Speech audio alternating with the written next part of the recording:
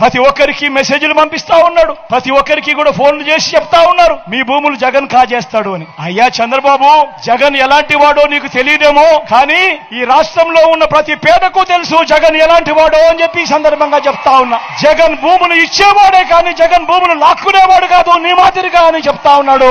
అసలు land titling act అనంటే మీ భూముల మీద మీకు సర్వ హక్కులు కల్పించడమే ల్యాండ్ టైటిలింగ్ యాక్ట్ కు సంబంధించిన ముఖ్య ఉద్దేశం. మీ భూములు 100 సంవత్సరాల కిందట సర్వే జరిగింది, బ్రిటిషర్లు ఉన్నప్పుడు సర్వే జరిగింది. దాని తర్వాత ఏ ఒక్కడు కూడా సర్వే చేసిన పరిస్థితులు లేవు.